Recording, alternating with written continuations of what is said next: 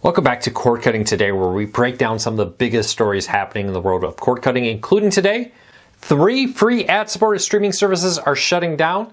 I've told you for a long time that there are more streaming services on the market than the market can support. Now, 3 are shutting down. We'll tell you which ones and what's happening there. NBA reportedly has a new deal, according to the New York Times, that will see a lot of its games stream on Amazon and Peacock. Also, Roku continues to dominate cord cutting. We'll tell you what's happening, what their margin is, and how dominant they just really are. These stories and a whole lot more coming up in a quick second. If you want to learn more about any of these stories I'm about to talk about, I'll put a link to them in the show notes and in the first pinned comment. You can find them there. If you're new here or you've been here a while and you want to help us out, let YouTube know you enjoy what we do here. Hit that subscribe button, hit that thumbs up. Doing one or the other lets YouTube know you enjoy what we do here, so YouTube recommends our videos to more people. With that said, let's dive into it. All right, we talked in a breaking news video recently about Redbox shutting down. Well, with that, 3 free ad-supported streaming services are shutting down. Chicken Soup for the Soul Entertainment Streaming, Popcornflix, Crackle, actually 4. Crackle, Redbox, Popcornflix, and Chicken Soup for the Soul. It's all shutting down. These are all free ad-supported streaming services, all owned by Chicken Soup for the Soul Entertainment, which if you watched my breaking news video, you probably saw, is going into Chapter 7 bankruptcy. He's going to lay off all their employees and shut down all their services. At the time I'm recording this, Redbox is already not working. Some of the others still are. No date on what the last day of service is. Redbox DVD kiosks are, in many areas, still running. Again, not sure what the last day for that will be. But kind of a major end. I think the big one here is Crackle. Crackle was one of the first out there. First launched in 2004, bought by Sony in 2006. Well, long before Tubi, long before Pluto TV was out there, there was Crackle. Crackle was actually revolutionary at its time, brought a lot of things that we now recognize as pretty standard across all these free ad-supported streaming services, but they made a reality. One of the first to really focus on original new content. Remember Comedians in Cars Getting Coffee with Jerry Seinfeld? Was originally a Crackle original before it moved over to Netflix after they sold Crackle. Very interesting. It set the bar. Another one was Popcornflix. I believe that launched in 2010. Eventually, when their parent company was bought by Chicken Soup for the Soul Entertainment in 2017, it came under their flag. I'm not going to go into the big depth review of why Chicken Soup for the Soul Entertainment failed. I'll put a link up there in the top corners here about that. You can check out all those there. But I broke down that all in a video. What is kind of sad here is some of these were some of the pioneers in the time. Some of the technology, some of the standards that we became used to, things like Crackle created, now that Roku Channel 2B, Pluto TV, and others are running with. Look for this, though, not to be the last major streaming services to shut down. I will say Redbox shutting down and Crackle are big streaming services, well-known streaming services shutting down out there. Look for many other streaming services in the next year or two to shut down. It's just the reality. There are more streaming services out there than the market can support. And with that, it's going to cause some not to become profitable and not be able to continue. How many? I don't know. Exactly how many streaming services can the market support is an open question. For now, though, most streaming services are still losing money, and for the foreseeable future probably will continue to lose money. Look for more to shut down. All right, let's keep moving along. NBA has reportedly agreed to a new deal with ESPN, Amazon Prime Video, NBC, and Peacock there. Now, with this deal, ESPN and ABC will air a lot of the games not NBC. I'm very sorry. Maybe it is, according to the report from there. I misread this the first time I did this. With this, you'll see Sunday games on NBC and ESPN. Peacock will get a Monday game. NBC will get a Tuesday game.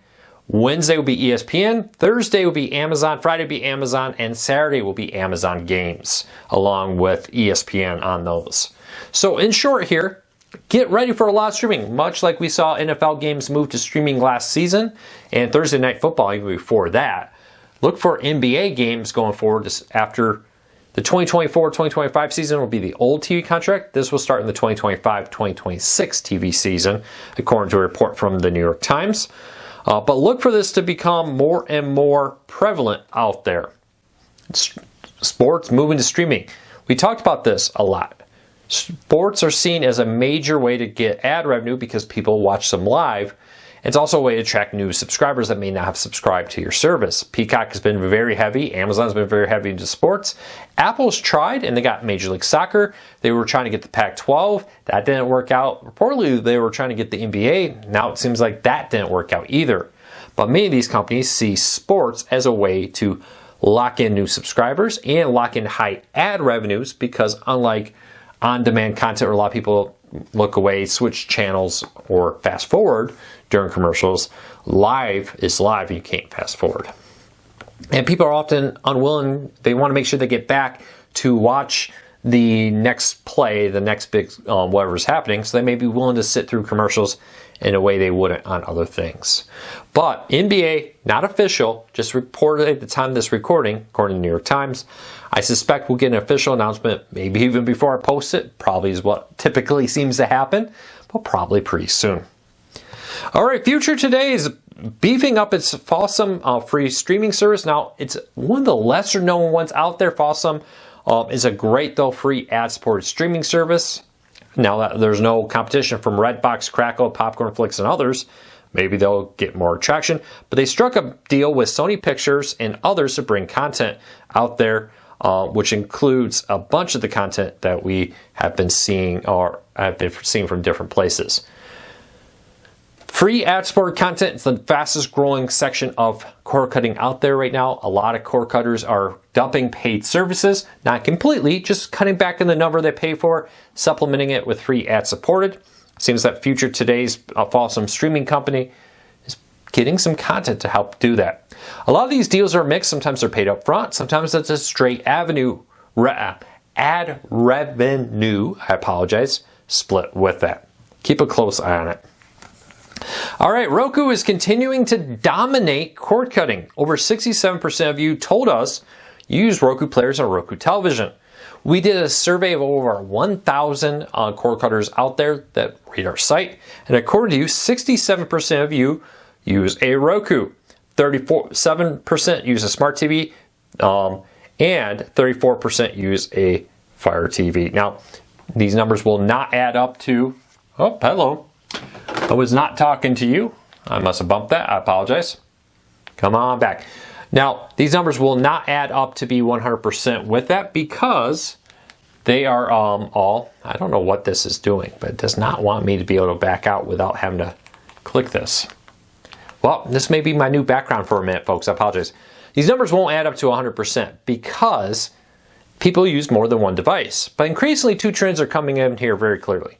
Number one being the fact that they are increasingly using Rokus and smart TVs. Smart TVs are now the second most popular way people watch their movies and television shows out there. We're jumping the Fire TV with that. Apple TV continues to slide back a little bit in this one, behind game systems out there and laptops and Chromecast. Apple is in total in 6th place with 11.6% of the market. Very interesting. Seems like increasingly even Apple users are going to Roku. Roku supports AirPlay, so you can cast from your iPad, iPhone, wherever, to your Roku through that. And I think since then, we've seen a big shift from Apple to Roku. Now, each one of these have very dedicated fans, and honestly, when I started doing Cord Cutters News 10 years ago, there was a time where you say, hey, you know, Roku has some streaming apps, others don't. Apple has ones, Roku doesn't. For the most part now, pretty much all the big ones, all the main apps are out there and offer what you want. I don't know why this Fire TV keeps thinking, I don't even have the remote in my hand, but it keeps thinking I'm trying to talk to it. Overall, it's very interesting to see this trend. One thing I predict with this, that in the next 5 to 10 years, people will move to smart TVs. Increasingly in the past, there was a reason to get a streaming player, a Roku over a Fire TV. If you, for example, for a while when HBO, at the time HBO Now was out, it wasn't on Roku, then it came to Roku. Most of the big apps are on all the major platforms now.